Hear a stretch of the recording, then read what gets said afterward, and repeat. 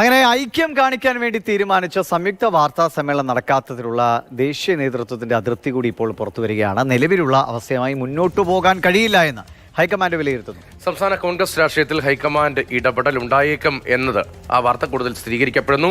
ദിവാദാസ് മുൻഷി നേതാക്കളുമായി ഇന്നും കൂടിക്കാഴ്ച നടത്തും. അമൽ തേനംപറമ്പിലാണ് വിവരങ്ങളുമായി തിരുവനന്തപുരത്ത് നിന്ന് ചേരുന്നത്. അമൽ, രാഷ്ട്രീയകാര്യ സമിതി, അതിന് പിന്നാലെ സംയുക്ത വാർത്താ സമ്മേളനം ഇല്ലാത്തൊരു സാഹചര്യം അത് കൂടുതൽ ചൂടുപിടിപ്പിക്കുന്നുണ്ട് കോൺഗ്രസിലെ ആഭ്യന്തര രാഷ്ട്രീയത്തെ. ഒരു പുനഃസംഘടന എന്ന നിലയിലാണല്ലോ കാര്യങ്ങൾ മുന്നോട്ട് പോകുന്നത്. പുനഃസംഘടന ഉണ്ടെങ്കിൽ അടുത്ത മാസത്തോടുകൂടി ഫെബ്രുവരിയിൽ തന്നെ നടക്കും, ഇല്ലെങ്കിൽ പുനഃസംഘടന ഉണ്ടാകില്ല. ഈ നിലയിൽ തന്നെ മുന്നോട്ട് പോകും എന്ന തരത്തിൽ നേതാക്കൾ അവരുടെ അഭിപ്രായങ്ങളൊക്കെ പ്രകടിപ്പിക്കുന്നുമുണ്ട്. ഏത് തരത്തിലാണ് ഇപ്പോൾ കാര്യങ്ങൾ ഉരുത്തിരിഞ്ഞു വരുന്നത്? രതീഷ, കോൺഗ്രസിലെ പ്രശ്നങ്ങൾ രാഷ്ട്രീയകാര്യ സമിതിയോടെ അവസാനിക്കുമെന്നുള്ളതായിരുന്നു നേതൃത്വം പ്രതീക്ഷിച്ചിരുന്നതെങ്കിൽ രാഷ്ട്രീയകാര്യ സമിതി കഴിയുമ്പോൾ പ്രശ്നങ്ങൾ കൂടുതൽ വഷളാകുന്നു എന്ന് മാത്രമല്ല, നേതാക്കൾ തമ്മിലുള്ള അഭിപ്രായ ഭിന്നത കൂടുതൽ ശക്തമാവുകയാണ്. ഈ രാഷ്ട്രീയകാര്യ സമിതി യോഗത്തിൽ എടുത്ത ഒരു തീരുമാനമാണ് നേതാക്കൾ സംയുക്ത വാർത്താ സമ്മേളനം നടത്തുമെന്നുള്ളത്. അത് ഒന്നിലധികം നേതാക്കൾ സ്ഥിരീകരിക്കുകയും ചെയ്ത കാര്യം. പക്ഷേ അതിനുശേഷം ആ വാർത്ത തന്നെ ഇല്ല എന്നുള്ളതാണ് ദിവാദാസ് മുൻഷി ഇന്നലെ പറയുന്നത്. ആ വിവരം എവിടെ നിന്ന് വന്നു എന്ന് അറിയില്ല എന്ന് പറയുന്നു. പക്ഷേ അതിൻ്റെ പിറ്റേ ദിവസം, അതായത് തിങ്കളാഴ്ച, ഞായറാഴ്ച രാഷ്ട്രീയകാര്യ സമിതി യോഗം ചേരുന്നു. തിങ്കളാഴ്ച രാവിലെ 11 മണിക്ക് വാർത്താ സമ്മേളനം നിശ്ചയിച്ചതാണ്. പക്ഷേ അതിന് തൊട്ട് മുന്നോടിയായി KPCC ഓഫീസിൽ നിന്നും ഔദ്യോഗികമായി തന്നെ വാർത്താ സമ്മേളനം ഉണ്ടാകില്ല എന്നുള്ള വിവരം മാധ്യമപ്രവർത്തകരെ ഫോൺ വിളിച്ചറിയിക്കുന്നു. അതിനാൽ തന്നെ തീരുമാനിക്കാത്തൊരു വാർത്താ സമ്മേളനം മാറ്റി എന്നുള്ള കാര്യം അറിയിക്കണമെന്നുള്ള ഒരു ചോദ്യം അവിടെ നിലനിൽക്കുകയാണ്. അതിനാൽ വാർത്താ സമ്മേളനം ഉണ്ടായിരുന്നു, പക്ഷേ അത് നടന്നില്ല. രണ്ട് നേതാക്കളും ഒന്നിച്ചിരിക്കാനുള്ള ഒരു സമയം കണ്ടെത്തിയില്ല എന്നുള്ളത് തന്നെയാണ് ഏറ്റവും പ്രധാനപ്പെട്ട കാര്യം. കെ സുധാകരൻ കണ്ണൂരിന് മടങ്ങി. ഇനി സംയുക്ത വാർത്താ സമ്മേളനം ഉടനില്ല എന്നുള്ള കാര്യത്തിലേക്ക് തീരുമാനമെത്തുന്നു. അതോടൊപ്പം തന്നെ KPCC അധ്യക്ഷന്റെ കാര്യത്തിൽ ഹൈക്കമാൻഡിന്റെ നിർണായകമായ ഒരു ഇടപെടൽ നടക്കുന്നു എന്നുള്ളതാണ് മനസ്സിലാക്കാൻ കഴിയുന്നത്. ദീപാദാസ് മുൻഷി കൃത്യമായി മല്ലികാർജ്ജുന ഖാർഗെയും അതോടൊപ്പം തന്നെ രാഹുൽ ഗാന്ധിയെയും കേരളത്തിലെ സ്ഥിതിഗതികൾ ബോധ്യപ്പെടുത്തിയിട്ടുണ്ട്. അതിന്റെ അടിസ്ഥാനത്തിൽ KPCC അധ്യക്ഷ പദവി മാറി മറ്റൊരാൾ, കെ സുധാകരൻ മാറി മറ്റൊരാൾ വരുന്നതിലേക്ക് കാര്യങ്ങൾ പോകുന്നു.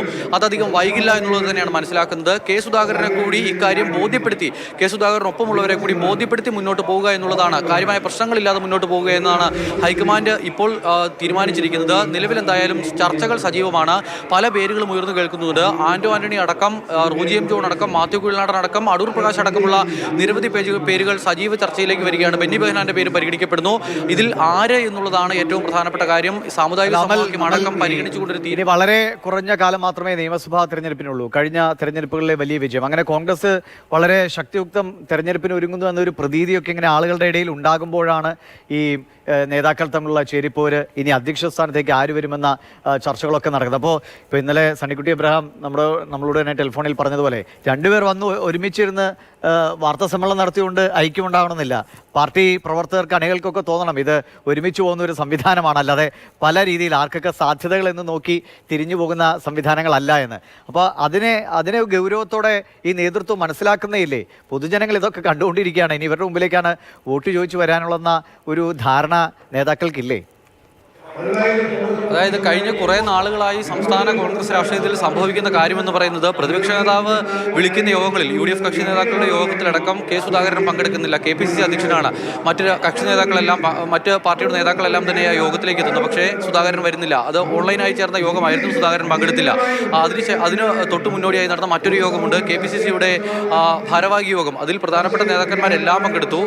DCC പ്രസിഡന്റുമാർ ഉൾപ്പെടെയുള്ളവർ ആ യോഗത്തിലെത്തി. പക്ഷേ ആ യോഗത്തിൽ കെ സുധാകരൻ ഉണ്ടായിരുന്ന സമയത്ത് VD സതീശൻ ഉണ്ടായിരുന്നില്ല. രണ്ടുപേരും ഒരുമിച്ചിരുന്നിട്ട് ഒരുപാട് കാലമായി എന്നുള്ളതാണ് എടുത്തു പറയേണ്ട കാര്യം. അത് ഇപ്പോഴും അങ്ങനെ തന്നെ തുടരുകയാണ്. ഇങ്ങനെ മുന്നോട്ട് പോയാൽ എങ്ങനെ ഒരു തിരഞ്ഞെടുപ്പിനെ നേരിടാൻ കഴിയുമെന്നുള്ളതാണ് ദേശീയ നേതൃത്വത്തെ സംബന്ധിച്ചിടത്തോളം ഏറ്റവും വലിയ പ്രതിസന്ധി. അതിനാൽ ഈ വിഷയത്തിൽ കടുത്ത നിലപാടിലേക്ക് പോകുക എന്നുള്ളത് തന്നെയാണ് തീരുമാനം എന്നാണ് മനസ്സിലാക്കാൻ കഴിയുന്നത്. KC വേണുഗോപാലിന്റെ നിർണായകമായ ഇടപെടൽ ഉണ്ടാകുന്നു. പക്ഷേ KC ഒരു കേരളത്തിൽ നിന്നുള്ള ഒരു നേതാവായതിനാൽ തന്നെ അമിതമായി ഈ വിഷയത്തിൽ പരസ്യ പ്രതികരണം നടത്തി, അല്ലെങ്കിൽ നേരിട്ട് ഇടപെട്ടിട്ടുണ്ടെങ്കിൽ അത് ശരിയാകില്ല എന്നുള്ളൊരു ബോധ്യത്തിന്റെ അടിസ്ഥാനത്തിൽ എല്ലാ നേതാക്കന്മാരുമായി ബന്ധമുള്ള ആളാണ് KC. അതിനാൽ നേരിട്ടുള്ളൊരു ഇടപെടൽ KCയുടെ ഭാഗത്തു നിന്നും ഉണ്ടാകില്ല. ദീപദാസ് മുൻഷി എന്ന് പറയുന്ന സംഘടനാ ചുമതല, കേരളത്തിന്റെ ചുമതലയുള്ള ജനറൽ സെക്രട്ടറി ഉണ്ട്. അതോടൊപ്പം തന്നെ ആ സെക്രട്ടറി സമർപ്പിച്ച റിപ്പോർട്ടുകൾ ദേശീയ നേതൃത്വത്തിന് മുന്നിലുണ്ട്. പ്രത്യേകിച്ചും രാഹുൽ ഗാന്ധി, അതോടൊപ്പം തന്നെ ഖാർഗെ, ഇവർ കൂടിയിരുന്ന ഒരു തീരുമാനത്തിലേക്ക് എത്തും. അവരുടെ നിർദ്ദേശം അംഗീകരിക്കാൻ സംസ്ഥാന കോൺഗ്രസിലെ നേതാക്കന്മാർ തയ്യാറാകേണ്ടി വരും, ആ സമ്മർദ്ദത്തിന് വഴങ്ങേണ്ടി വരും എന്നുള്ളത് തന്നെയാണ് മനസ്സിലാക്കാൻ കഴിയുന്നത്. ചർച്ചകൾ എന്തായാലും സജീവമാണ്.